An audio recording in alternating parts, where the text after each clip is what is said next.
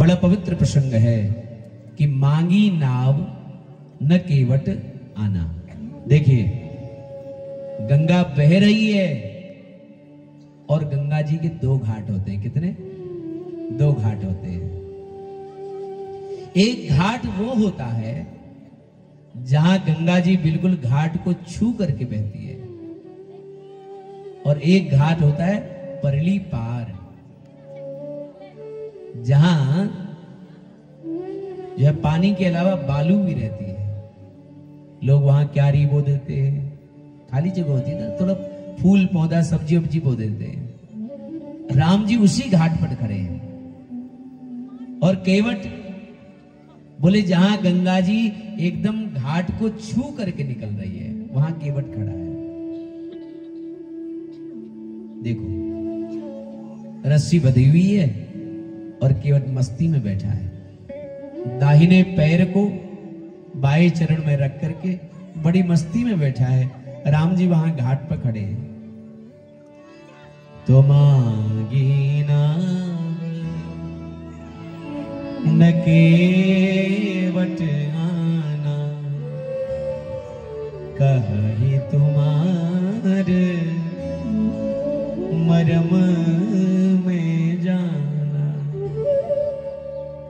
राम जी केवट से नाव मांग रहे हैं, परंतु केवट आ नहीं रहे हैं। अरे भाई आओ और आकर के हमें पार लगाओ। प्रश्न ये उठता है कि भगवान ने मांगा क्यों? सारी दुनिया जिससे मांगती है, सब जात कुजात भय मंगता, सारा संसार जिससे मांगता है वो केवट से मांग रहा है। क्यों? क्योंकि जिस घाट पर क्यारी बोई जाती है, फूल वगैरह बो देते हैं, वो सकाम घाट है। कौन सा घाट है? सकाम घाट। और केवट जिस घाट पर बैठा है वो निष्काम घाट है। कौन सा घाट है? निष्काम। गंगा मतलब भक्ति,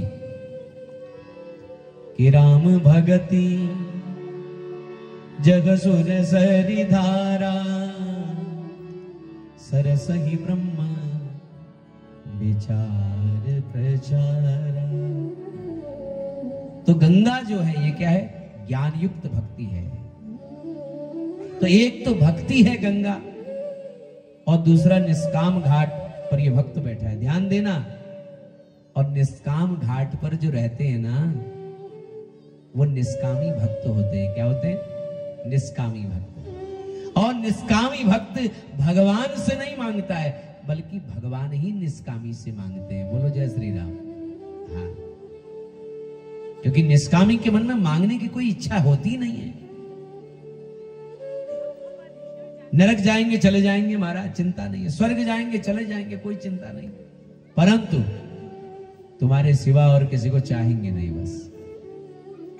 इसको बोलते हैं निष्काम, जिसके मन में कोई कामना ही नहीं है। और जहां निष्कामता जीवन में आ जाए,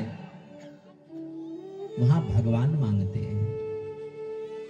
वहां भक्त भगवान से नहीं मांगता, बल्कि भगवान भक्त से मांगते हैं। और दूसरी बात, न केवट आना। इसका यह भी भाव है कि केवट को बुला रहे हैं, लेकिन वो आ नहीं रहा है। न केवट आना। और दूसरा भाव, न केवट आना, हमें यही नाव चाहिए और यही केवट चाहिए, क्योंकि परमात्मा को केवल और केवल निष्कामी चाहिए। केवल निष्कामी चाहिए बस। तो इसलिए केवट को बुलाया, लेकिन केवट नहीं आए। क्यों नहीं आए? क्योंकि कहीं तुम्हारे मर्म में जाना। बाप रे, क्या कह रहा है? केवट को बुलाया, आओ, लेकिन केवट कहता है मैं नहीं आऊंगा। क्यों? क्योंकि कहीं तुम्हारे मर्म में जाना। मैं तुम्हारे मर्म को जानता हूं। बाप रे, क्या कह रहा है? तुम्हारे मर्म को समझता हूं। राम जी बोले, ले लो, ये लो, कर लो बात। ये तो हमारे मर्म को जानता है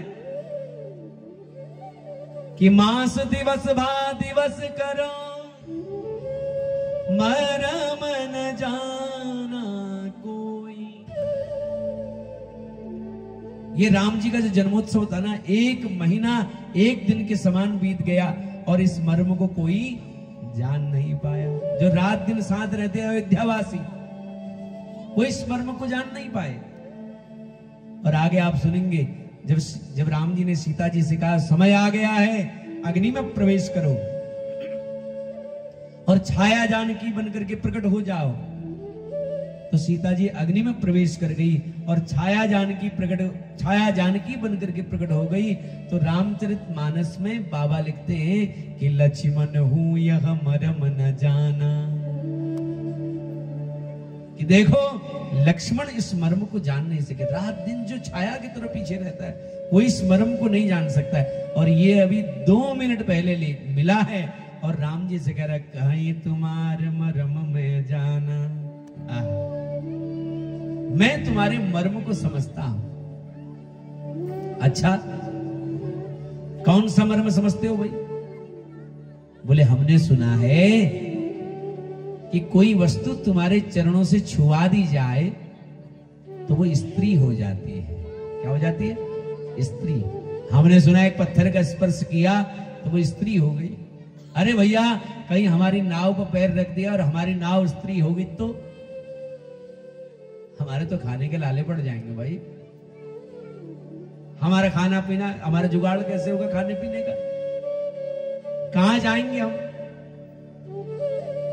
अच्छा चलो कोई बात नहीं, स्त्री हो गई कोई बात नहीं, एक हमारे घर में दूसरी और सही।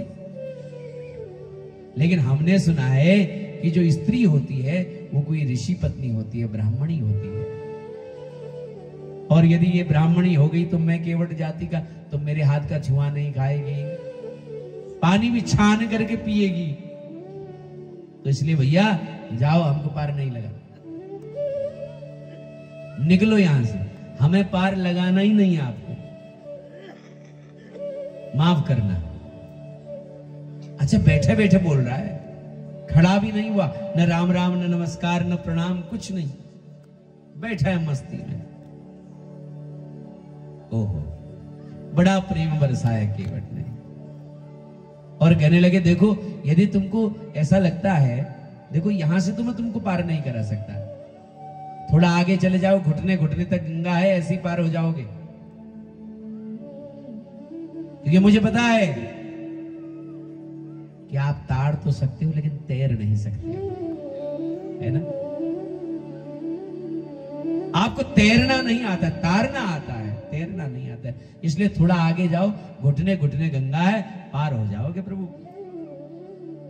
हाँ, अगर आपको ऐसा लगता है कि मुझे यही केवट चाहिए, यही नाव चाहिए, तो एक काम करो। बोले क्या? बोले मोहे पद पदम पखारन कहूं। और ये भी मेरी कोई इच्छा नहीं है कि मुझे आपके पैर धोने ही है, आप मुझसे रिक्वेस्ट कीजिए कि प्लीज केवट जी हमारे चरणों को धो करके हमें कृतार्थ कर दीजिए।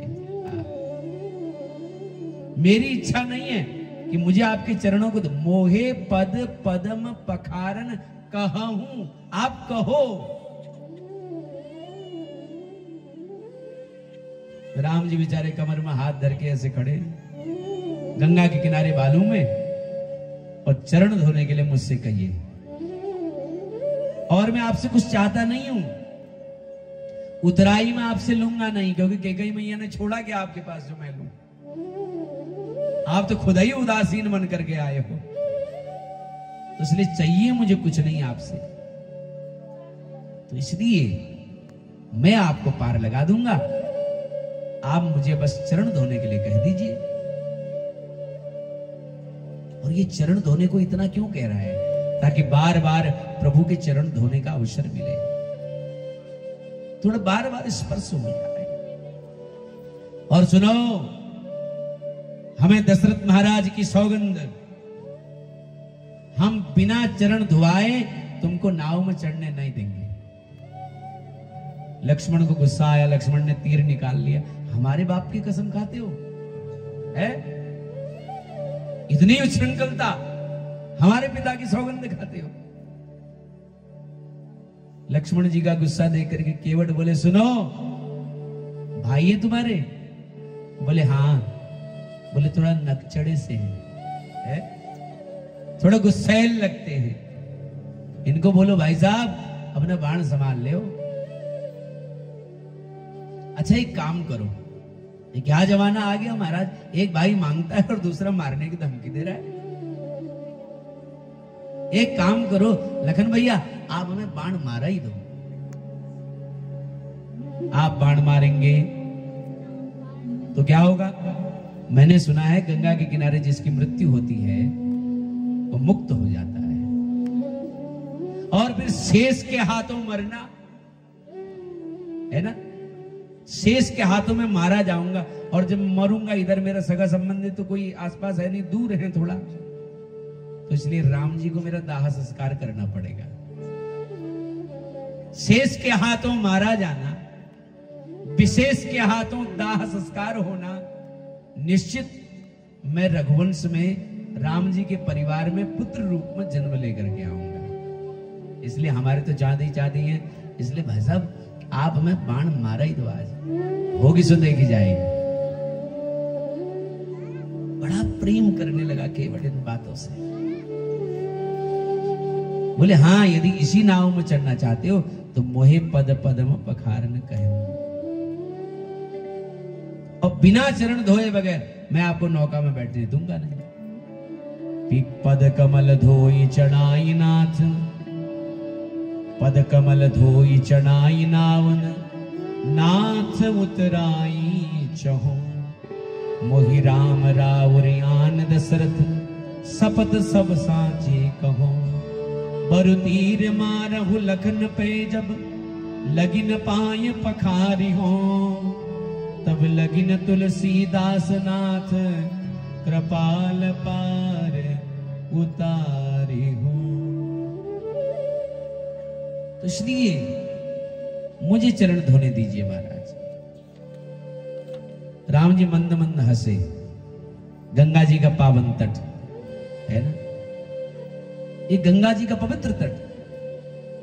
राम जी जानकी और सीता को देख के मुस्कुराने लगे और इशारे इशारे में कहते, देखो तुम्हारे पिताजी ने जब कन्यादान किया था ना, तो उसमें एक संस्कार होता है धूली अर्घ, तो वहां पर हमारे चरण धोए थे और चरण भी पूरे न धो पाए थे, अंगूठा धोया था थोड़ा सा, और बदले में तुम्हें दिया इतना सारा दहेज दिया। आज ये पूरे धो डालेगा और देगा भी कुछ नहीं है, बढ़िया से धोएगा आज और देगा भी कुछ नहीं, ये याद रखो। तो इस प्रकार भगवान बोले, लो कर लो अपने मन की भाई, धो ले चरण। तो इस प्रकार के सुन के वट के बेन, प्रेम लपेटे अटपटे, बिह से करुणा एन, चित ये जान की लखन तना। देखो भगवान हंसे नहीं, भी हंसे, जोर से हंसे। भगवान शंकर कह रहे, देवी अयोध्या से निकले थे ना प्रभु, तो आज पहली बार भगवान इतने जोर से हंसे। लखन और जानकी को देख करके हंसे और कहने लगे इशारे से, देखो आज पूरा धोएगा ये। तो इस प्रकार लखन जी बड़े उदास हुए कि हमारी सेवा छिन गई, है ना, उदास है लखन जी। थोड़ा गुस्सा भी आ रहा है केवट को देख करके, हमारी सेवा लेना चाहता है। तो इस प्रकार कृपा सिंधु बोले मुस्काई, सोई करो जेहु तुम नाव न जाए। तुम्हें जो अच्छा लगे भैया केवट तुम कर लियो। केवट तुरंत उतर के आया, दौड़े दौड़े अपनी कुटिया में गया, पत्नी बच्चे सबको लेकर के आया। अरे दौड़ो, अरे जल्दी आओ, प्रभु के चरण धोने, राम जी के चरण धोने। अब आया, उसने सोचा जितना भगवान का सानिध्य मिले उतना अच्छा। तो भगवान से कहा प्रभु चरण धरिए इस कठौती में। भगवान ने एक चरण रख दिया, बोले दूसरा भी धरो। बोले दूसरा चरण अगर इस कठौती में रख दिया तो मैं गिर नहीं जाऊंगा। तो केवट बोला प्रभु धोने तो मुझे दोनों हैं। बोले हम गिर जाएंगे तो? बोले अरे क्यों गिरोगे, हम है ना आपके सहारे। अरे दोनों हाथों से आप मेरा सिर पकड़ ले। क्या पकड़ ले? सिर पकड़ ले। प्रभु ने दोनों चरण कठौती में रख दिए और दोनों हाथ उसके सिर पर रख दिए। कि अति आनंद उमगी अनुरागा चरण सरोज पखारन लागा। केवट आनंद विभोर हो गया और चरणों को पखारने लगा। बार बार होता है, राम जी बोल रहे हैं अब हो गया, लक्ष्मण जी बोल रहे हैं रहने दो, अब धोते लिए। बोले नहीं प्रभु इधर से थोड़ा गंदे, अच्छा इधर से थोड़ा गंदे, अच्छा यहां भी थोड़ा गंदे। बार बार धो रहा है, थोड़ी मिट्टी इधर भी रह गई। अब खूब प्रभु के चरणों को धो रहा है। जब चरण धो लिए तो राम जी बोले अब नौका में बिठाओगे, कछु और बाकी है? बोले महाराज जल्दी किस बात की आपको? अरे 14 वर्ष मिले, घूमे फिरो हमारे संग आनंद ले। काहे को जल्दी कर रहे हो? खड़े रहिए, अभी नाव में नहीं चढ़ना। तो बुला के लाया अपने परिकरों को, बोले जल्दी आओ। जितने भी वहां केवट थे सबको बुला लिया, लाइन में खड़े हैं। राम जी बोले अब क्या कर रहे हो? बोले प्रभु आपका चरणामृत तो बांट दो सबको, ये चरणामृत तो बांट रहे, ऐसा अवसर फिर थोड़ा ही मिलेगा। लक्ष्मण जी जानकी जी से बोले लाइन में लग जाओ, इसी बहाने हमको भी थोड़ा चरणामृत मिल जाएगा। तो चरणामृत प्रदान किया, थोड़ा चरणामृत रख लिया।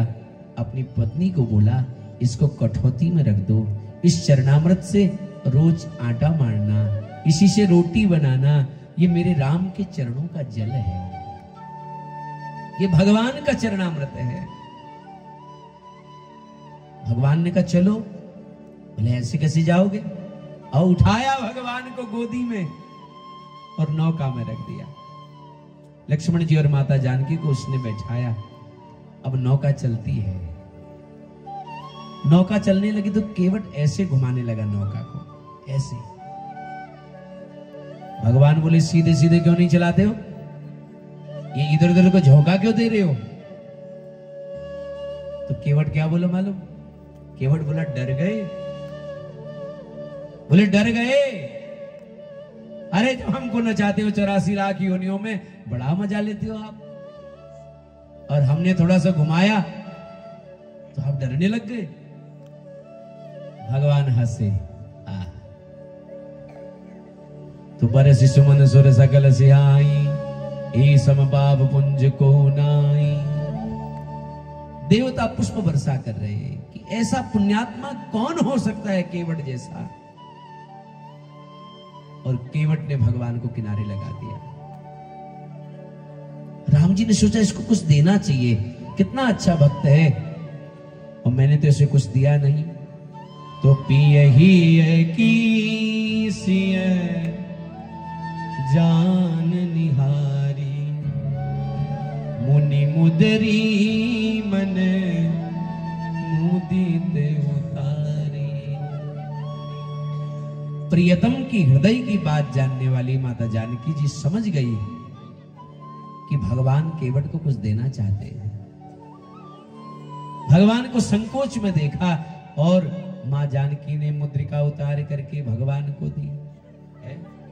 कहते जैसे ही उसे मुद्रिका देने लगे तो गोस्वामी जी कहते केवट विकल हो गया, तड़पने लगा, प्रभु ये क्या कर रहे हैं आप, हे रघुवर ऐसा मत करो। कि नाज अनाथ आज में काहू न पावा, मिटे दोष दुख दारिद दावा। आज मुझे क्या नहीं मिल गया प्रभु, मुझे तो सर्वस्व मिल गया। और प्रभु माता कैकेयी ने छोड़ा ही क्या आपके पास जो मैं लूं? एक आध सौभाग्य चिन्ह बचे हैं, इतना निकृष्ट नहीं हूं कि इनको भी ले लो। तो इसलिए प्रभु ये सब मत दीजिए, आप एक ही वरदान चाहता हूं। लक्ष्मण जी बोले ले लो ना, हम मुफ्त में छोड़ने जाते हैं। केवट बोला नहीं नहीं, एक ही बिरादरी वाले कोई एक चीज नहीं लेते, हम भी केवट भगवान भी केवट। लक्ष्मण कहने लगा मूर्ख, अभी तक तो ऐसी ऐसी बातें कर रहा था, प्रभु को अपनी बिरादरी का बताने लगा, केवट कहने लगा। बोले बिल्कुल, भगवान भी केवट और हम भी केवट। कि धोबी से न धोबी लेत,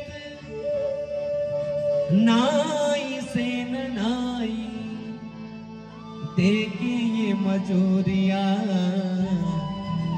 जाति को न बिगाड़िए। अब भैया धोबी धोबी के कपड़े धोएगा तो कुछ लेगा क्या? नाई नाई से कुछ लेगा क्या? बोले तुम हमारी हजामत बनाओ, हम तुम्हारी बना देंगे, बात खत्म। इसलिए भगवान भी केवट, हम भी केवट। फर्क सिर्फ इतना है कि भगवान भवसागर से पार लगाने वाले केवट हैं और हम इस छोटी सी गंगा से पार लगाने वाले केवट हैं। कि अब आए हो मेरे घाट